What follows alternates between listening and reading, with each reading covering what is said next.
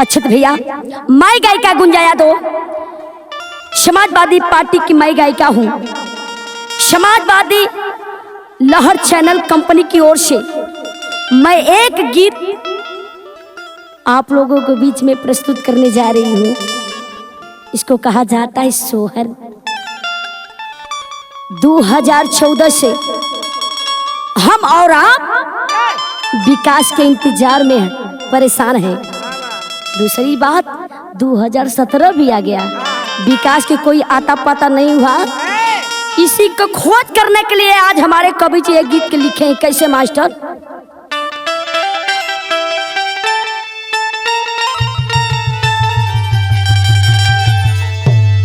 दो 2014 में बियाह भइले, 17 में गवन अइले हो।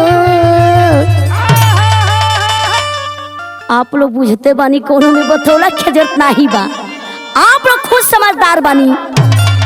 2014 में बियाह भइले, 17 में गवन अइले, 17 में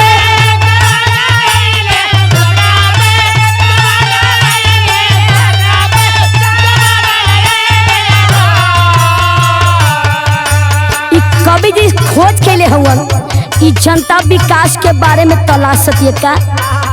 2014 में बियाह भइले, 17 में गवन अइले, 17 में गवन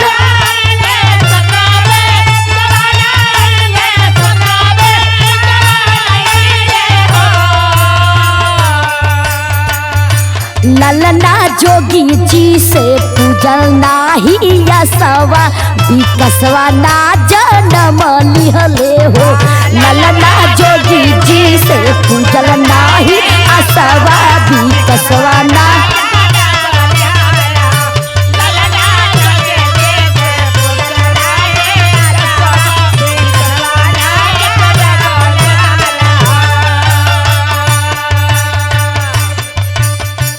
इतने ना भैया, दुल्हा घूमत का हुआ, दुल्ही के दुल्हा विदेश घूमे, बदली के भेद घूमे, बदली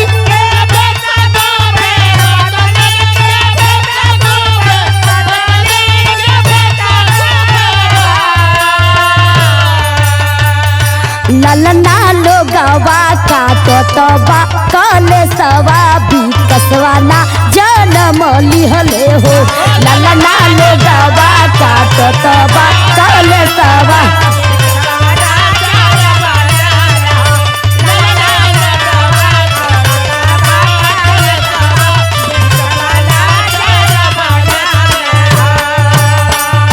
दुल्हा के बाद मोदी जी दुल्हा बन के सूट बूट बदल के विदेश घूमत हुवन,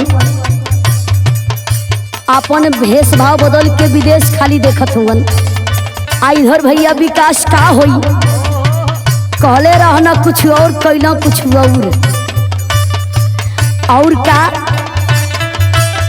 कान्हा बन के आवा अखिले तो भैया, गौशाला में रोवे गैया।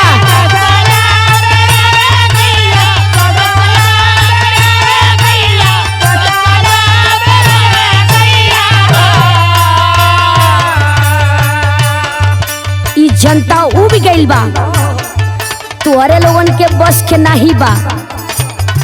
ई जनता अब अखिलेश भैया जी के बोलावत बा। कैसे?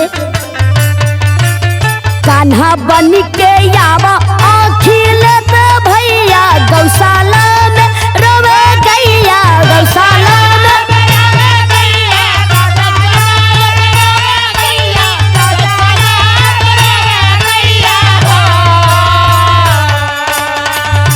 ललना या सारा लगा के जोहे देसवा, विदेशवा ना जन्म लिहले हो।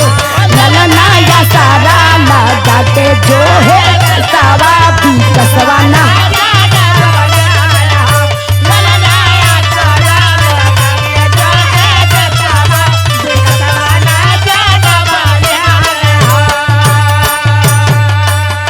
ए भैया आप लोग रोड पे चौराहा पे आप लोग देखते हवा, हर गली में देखते बड़ा कि साढ़ कितना घूमत हो, यही का विकास हुवन। लोगन के खेत बचत नहीं बा, इतना विकास कैले बन कि गौशाला बनौले हुवन। आ गौशाला में गाय लोग भूखे प्यासे पानी बिना लोग तड़पत बा। आज वही गैया लोग अखिलेश जी के लोग याद करत बा, वो गाय लोग बोलावत बा। आ दूसरी बात, हम और आप क्या चाहते हैं आप लोग जानते ही हैं क्या। 2022 में विदाई होई हा सोहारा, बधाई होई हा सोहारा।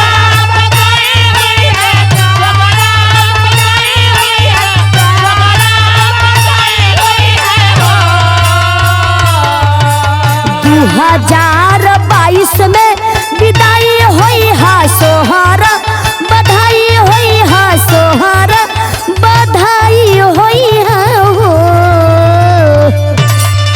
ललना नैहर ससुरा साइकिल के साथ बाबी कसवा ना जन्म लिहले हो। ललना नैहर ससुरा साइकिल के साथ बाबी कसवा ना जन्म लिहले हो। ललना नैहर ससुरा साइकिल